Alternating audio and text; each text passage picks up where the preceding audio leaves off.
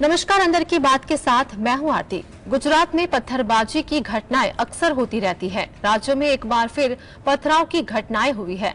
आणंद के उमरेठ में असामाजिक तत्वों द्वारा नवरात्रि से पहले शांति भंग करने की कोशिश की गई है।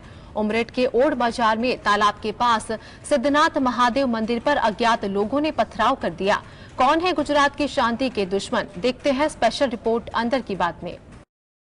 राज्य में अक्सर पथराव की घटनाएं सामने आती रहती है। राज्य में एक बार फिर पथराव की घटना हुई है। आनंद के उमरेठ में असामाजिक तत्वों द्वारा नवरात्रि से पहले शांति भंग करने की कोशिश की गई है। पूरी घटना को समझने की कोशिश करें।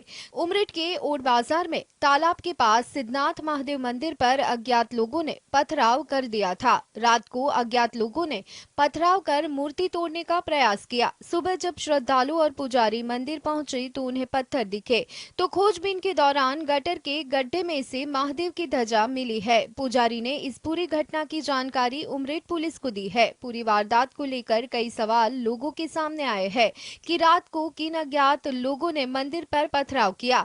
ऐसा करने के पीछे क्या था मकसद? क्यों त्योहार पर ही ऐसी घटनाओं को अंजाम दिया जाता है? ऐसी घटनाओं के पीछे कौन हो सकता है मास्टरमाइंड? ऐसी घटनाओं को अटकाने के हेतु पुलिस कब करेगी कड़क कार्रवाई? सभी सवालों के जवाब आने वाले समय ही बताएगा। Bureau report GS. गुजरात में 15 अक्टूबर से शुरू हो रही नवरात्रि में बारिश बिगाड़ेगी खिलाड़ियों का खेल। पहले और दूसरे दिन बारिश की संभावना क्या है? मौसम विभाग की जानकारी, आइए देखते हैं स्पेशल रिपोर्ट। नवरात्रि पर्व में अब गिनती के दिन बच गए हैं। खिलाड़ियों के बीच नवरात्रि के त्योहार को लेकर काफी उत्साह है। हालांकि नवरात्रि के दौरान खिलाड़ियों पर बारिश का असर भी पड़ सकता है। पहले और दूसरे खिलाड़ियों के लिए बारिश खलनायक बनने की संभावना है। मौसम विभाग ने नवरात्र के पहले 2 दिन बारिश की संभावना जताई है। मौसम विभाग की ओर से दी गई जानकारी के मुताबिक नवरात्रि में बारिश खिलाड़ियों का मजा किरकिरा कर सकती है। पहले और दूसरे दिन यानी 15 और 16 अक्टूबर को राज्य में बारिश की भविष्यवाणी की गई है। मौसम विभाग के पूर्वानुमान के मुताबिक अहमदाबाद, गांधीनगर, साबरकांठा में बारिश हो सकती है। अरावली, बनासकांठा, सुरेंद्रनगर, दमन में बारिश की भी संभावना है। राज्य के कुछ हिस्सों में हल्की से मध्यम बारिश होगी। राज्य में पश्चिम विक्षोभ के कारण बारिश होने का अनुमान है। मौसम विभाग की बारिश की संभावना की जानकारी बाद गरबा आयोजकों में एक और चिंता का माहौल देखने को मिल रहा है, तो दूसरी ओर गरबे खेलने वाले युवाओं में भी बारिश को लेकर चिंता देखने को मिल रही है। Bureau report. राष्ट्रपति बाइडेन ने हमास के हमलों को बेहद क्रूर बताया और कहा कि उनका मानना है कि यहूदी नरसंहार यानी होलोकास्ट के बाद यह यहूदियों के लिए सबसे घातक दिन है।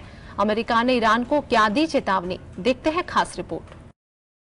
इजराइल और हमास के बीच पिछले 5 दिनों से युद्ध जारी है। वहीं ईरान पर फिलिस्तीनी आतंकी संगठन हमास को मदद पहुंचाने के आरोप लग रहे हैं। इस बीच अमेरिकी राष्ट्रपति जो बाइडेन ने चेतावनी देते हुए ईरान को सावधान रहने को कहा। बाइडेन ने कहा कि अमेरिका द्वारा इजराइल को भेजी जा रही सहायता और क्षेत्र में अमेरिकी युद्धपोत और लड़ाकू विमानों की तैनाती से उन्होंने ईरानियों का स्पष्ट कर दिया है कि वे सावधान रहे। बाइडेन ने कहा कि उनका मानना है कि इजरायली सरकार देश को एकजुट करने के लिए अपनी पूरी ताकत के साथ सब कुछ कर रही है और अमेरिका भी इजरायल की सफलता सुनिश्चित करने के लिए अपनी ताकत से मदद कर रहा है। राष्ट्रपति बाइडेन ने हमास के हमलों द्वारा बेहद क्रूर बताया और कहा कि मानना है कि हॉलोकॉस्ट के बाद यह यहूदियों के लिए सबसे घातक दिन है। इजरायल और हमास में संघर्ष के बीच अमेरिका का गोला बारूद और हथियारों के जखीरे से लदा विमान इजरायल पहुंच गया है। अमेरिकी सेंट्रल कमांड के मुताबिक US Gerald R Ford carrier strike group हालात बिगाड़ने वाली किसी भी देश को रोकने के लिए पूर्वी भूमध्य सागर में पहुंच चुका है। Bureau report GST. सरकार घरेलू स्तर पर चावल की कीमतों पर काबू रखने के लिए उबले हुए चावल पर लगे प्रतिबंध को बढ़ा सकती है। इसका असर दुनिया भर कीमतों पर पड़ सकता है। चावल के निर्यात पर पाबंदियां बढ़ा सकती है भारत सरकार। दुनिया भर के बाजारों में दाम बढ़ने का खतरा, क्या हो सकता है सरकार का मास्टर प्लान? आइए देखते हैं खास रिपोर्ट अंदर की बात में। चावल के सबसे बड़े निर्यातक भारत के कदम से एशिया समेत पूरी दुनिया में चावल के दामों पर असर पड़ सकता है। घरेलू बाजार में चावल की कीमतों पर लगाम लगाने के लिए मोदी सरकार उबले चावल पर लगने वाले 20% निर्यात शुल्क की समय सीमा को बढ़ाने पर विचार कर रही है। ध्यान देने वाली बात यह है कि साल 2023 के अंत तक होने वाले 5 राज्यों के विधानसभा चुनाव और साल 2024 में होने वाले आम चुनाव से सरकार की कोशिश है कि वह महंगाई पर लगा सके। ऐसे में चावल की कीमत को कंट्रोल करने के लिए अगर सरकार निर्यात शुल्क को बढ़ाने की कोशिश करती है तो इसका असर दुनिया भर पर पड़ेगा। जुलाई में भारत के निर्यात शुल्क लगाने के फैसले के बाद से ही एशियाई बाजार में चावल की कीमत 15 साल के उच्चतम स्तर पर पहुंच गई है। भारत में हर साल चावल की कई किस्में उगाई जाती है, जिसमें से उबले हुए चावल का एक बड़ा हिस्सा देश से होने वाले चावल के निर्यात में 30% उबले हुए चावल की हिस्सेदारी है। Bureau report. सीट शेयरिंग पर इंडिया गठबंधन के बीच फंस गई है बात। एनसीपी सांसद सुप्रिया सुले ने क्या किया जवाब, देखते हैं रिपोर्ट अंदर की बात में। महाराष्ट्र में एनसीपी सांसद और शरद पवार की बेटी सुप्रिया सुले ने इंडिया गठबंधन में सीट शेयरिंग को लेकर बड़ा बयान दिया है।